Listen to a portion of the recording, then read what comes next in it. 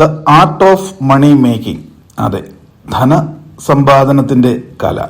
മറ്റ് പല കലകളും അതിനകത്ത് പ്രാഗൽഭ്യം നേടുന്നത് പോലെ തന്നെ ഈ ധനപരമായ ഔന്നത്യം ഉണ്ടാകണമെങ്കിലും ഒരു കലാപരമായ അപ്രോച്ച്, ആ വാസന നമ്മൾ വളർത്തിയെടുക്കണം.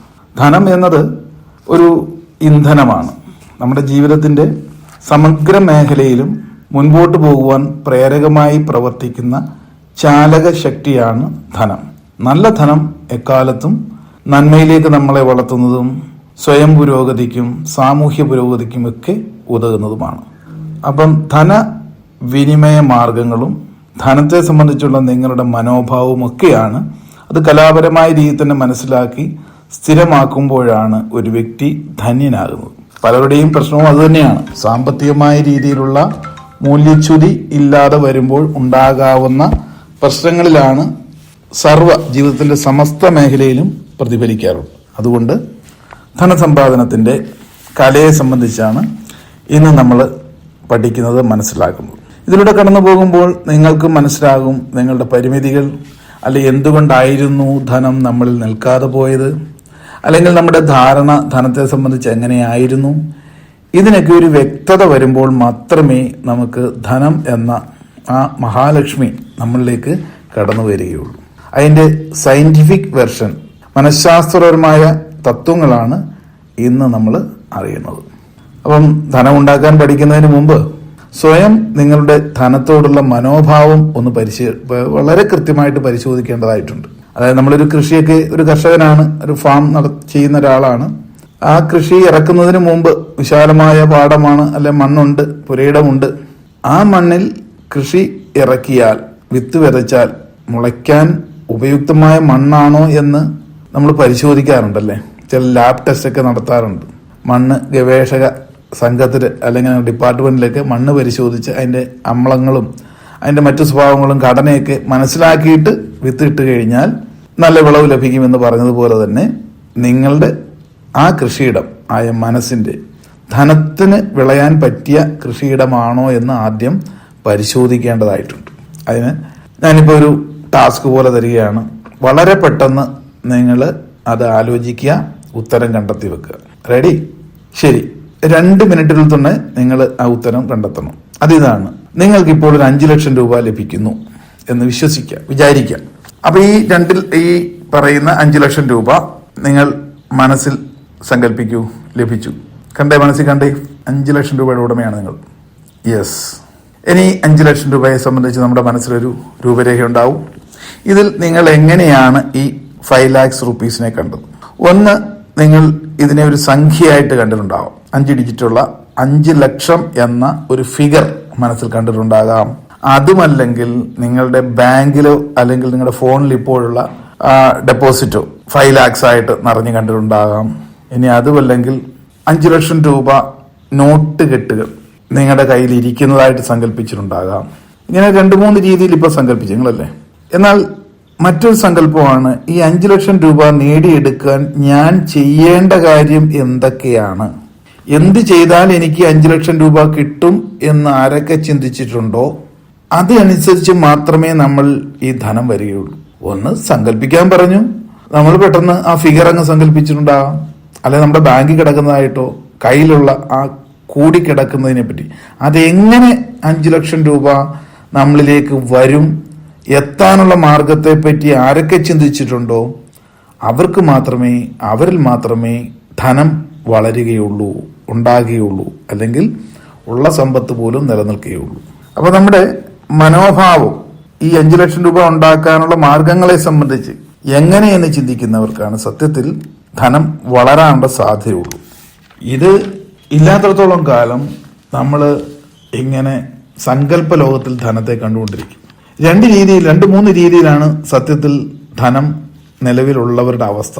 ഒന്ന്, പൂർവികരാൽ ലഭിച്ച സമ്പത്ത് നിലവിലുണ്ടെങ്കിൽ നിങ്ങൾ ഒരു പ്രത്യേക വിഭാഗക്കാരാണ്. പരമ്പരാഗതമായി ലഭിച്ച കുറെ സമ്പത്തിനുടമയാണ് നിങ്ങൾ. അങ്ങനെ സമ്പന്നരായിട്ടുള്ളവരുണ്ട്. രണ്ടാമത്, ഈ ഒരു പണിയെടുക്കാതെ ലോട്ടറി അടിച്ച്, ഭാഗ്യം പോലെ ലോട്ടറി അടിച്ചോ അല്ലെങ്കിൽ ആരെങ്കിലും ചതിച്ചോ അല്ലെങ്കിൽ തട്ടിച്ചോ നിങ്ങൾക്ക് അർഹമല്ലാത്തത് കൂടുതലായിട്ട് മറ്റു വ്യക്തികളെ കബളിപ്പിച്ചോ ഒക്കെ കരസ്ഥമാക്കി സമ്പന്നത കൈവന്നിട്ടുള്ളവരുണ്ടാകാം. മൂന്നാമത്തെ കൂട്ടർ സാധാരണ ബുദ്ധിയും അധ്വാനവും കൊണ്ട് ധനികരായവരും ഉണ്ടാകും. നോർമൽ ആൾക്കാരങ്ങനെ സാമാന്യ ബുദ്ധിയും അധ്വാനവും കൊണ്ട് സമ്പത്ത്. ഇങ്ങനെ 3 രീതിയിലാണ് സമ്പന്നത ഒരു വ്യക്തിയിൽ അടിഞ്ഞുകൂടുന്നത്. പണ്ട് ഈ വിനിമയം എന്ന് പറയുന്ന സമ്പത്ത് കൂടാനായിട്ട് വസ്തുവകൾ അങ്ങോട്ടും ഇങ്ങോട്ടും ഒക്കെ കൈമാറ്റം ചെയ്തുകൊണ്ടായിരുന്നു. ബാർട്ടർ സിസ്റ്റം എന്ന് പറയും. അരി കൊടുത്തിട്ട് തേങ്ങ വാങ്ങുക, അല്ലെങ്കിൽ എന്തെങ്കിലും വൃക്ഷങ്ങൾ കൊടുത്തിട്ട് സ്ഥലം വാങ്ങുക. ഈ നോട്ടുകളൊക്കെ കണ്ടുപിടിക്കുന്നതിന് മുമ്പ് അല്ലെ മൂല്യത്തിനായിട്ട് ലോഹത്തെയോ അല്ലെ നാണയങ്ങളും കറൻസിയും ഒക്കെ കണ്ടുപിടിക്കുന്നതിന് മുമ്പ് സമ്പത്ത് കൈമാറ്റ വ്യവസ്ഥയിലൂടെയായിരുന്നു. പിന്നീടാണ് കറൻസിയിലോട്ടൊക്കെ വന്നത്. അപ്പം യഥാർത്ഥത്തിൽ നമുക്ക് ധനം എന്ത് എന്നും അതിന്റെ യഥാർത്ഥ ആ ഒരു സർക്കുലേഷൻ എന്ത് എന്നും അറിയാം. അതിതാണ് ധനം എന്ന് പറയുന്നത് സമയവും ഊർജവും അതിന്റെ ആകത്തുകയുടെ പേരാണ് ധനം. Time and energy. നിങ്ങളൊരു നിശ്ചിത സമയത്തിനുള്ളിൽ നിങ്ങളുടെ നിശ്ചിത ഊർജത്തെ ഉപയോഗിക്കുന്നതിന്റെ അളവ് അല്ലെങ്കിൽ ലഭിക്കുന്ന രേഖ, അതാണ് ധനം. ഒന്നുകൂടെ പറയാം, ടൈം ആൻഡ് എനർജിയുടെ ആകത്തുക. നിങ്ങൾ ജീവിച്ചിരിക്കുന്ന കാലഘട്ടത്തിൽ അത് നിങ്ങൾ ഉപയോഗിക്കുന്ന സമയവും ആ കാലഘട്ടത്തിലെ എനർജിയുടെ വിനിമയവും, ഇതാണ് തിരികെ ലഭിക്കുന്ന ധനമെന്ന് പറയുന്നത്. ഏത് രൂപത്തിലും ടൈം ആൻഡ് എനർജിയുടെ ഒരു കാൽക്കുലേഷൻ ചെയ്യാനുള്ള ഒരു മെത്തേഡ്, അത് കറക്റ്റ് ബാലൻസ് ആണ്. നമ്മുടെ ജീവിതം എന്ന് പറഞ്ഞാൽ ലൈഫിൽ നമ്മൾ ഉപയോഗിക്കുന്ന എനർജിയും അതോടൊപ്പം ഉള്ള സമയവുമാണ്. ജീവിതത്തിൽ ഒരു നിശ്ചിത സമയമുണ്ട്. ആ സമയത്തിനുള്ളിൽ നിങ്ങൾ ഉപയോഗിക്കുന്ന ഊർജത്തിന്റെ പ്രതിഫലനമാണ് നമ്മളുടെ ധനം എന്ന് പറയുന്നത്. ഒരു നിശ്ചിത സമയമാണ് ഈ ഭൂമിയിൽ നമുക്ക് ജീവിക്കാനുള്ള സമയം എന്നുള്ളത്. അതിൽ നമ്മളിൽ നിന്നും പുറപ്പെടുവിക്കുന്ന പലവിധ ഊർജത്തിന്റെ പ്രതിഫലനമാണ് നിങ്ങളിലേക്ക് തിരികെ എത്തുന്ന, ജീവിതത്തിൽ തിരികെ എത്തുന്ന സർവ്വവിധ സമ്പത്തും എന്ന് പറയും. ഉദാഹരണമായിട്ട് ചിലർക്ക് കായിക ശക്തിയാണ്, അല്ലെ, ശരീരം കൊണ്ടുള്ള ശക്തിയുണ്ട്, അതൊരു ശക്തിയാണ്, എനർജിയാണ് കായിക ശക്തി. കാഴ്ച ഒരു എനർജിയാണ്, നിങ്ങൾ കാണുന്നത്.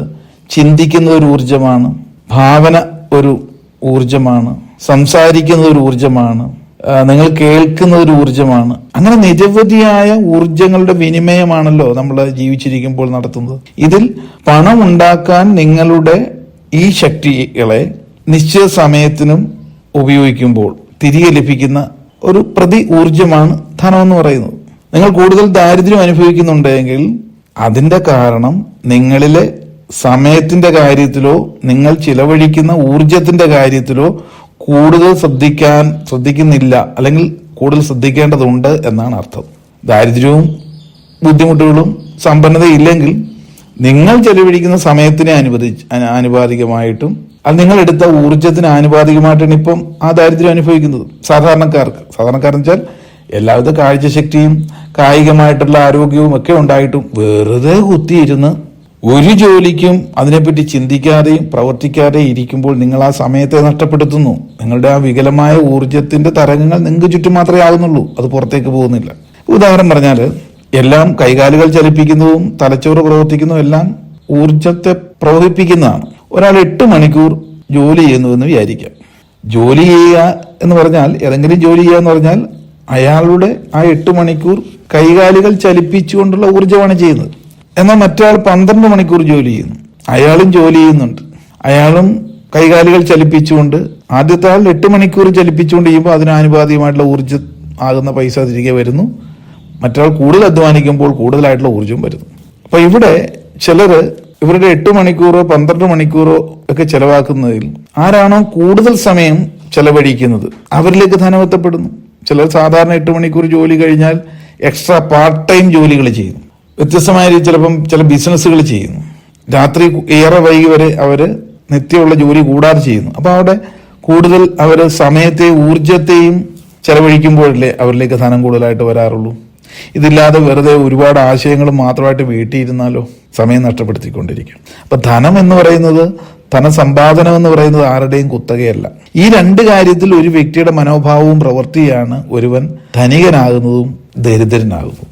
പിന്നെ മറ്റൊന്ന്, ധനം ഉണ്ടാകുന്നതിന്റെ സ്പീഡ് കൂടുന്നതനുസരിച്ചാണ് ചിലർ കണ്ടില്ലേ എഴുന്നേറ്റതുപോലെ വലിയ ധനികരാകും. അപ്പോൾ അങ്ങനെ ആകണമെങ്കിൽ നിങ്ങൾക്ക് അധ്വാനിക്കേണ്ട സമയം കൂട്ടേണ്ടി വരും.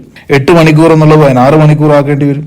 പിന്നെ അതേപോലെ വ്യത്യസ്ത രീതിയിൽ പുതിയത് കണ്ടെത്തേണ്ടത് വരും. സൈഡ് ബിസിനസ് ഒക്കെ ചെയ്യേണ്ടി വരും.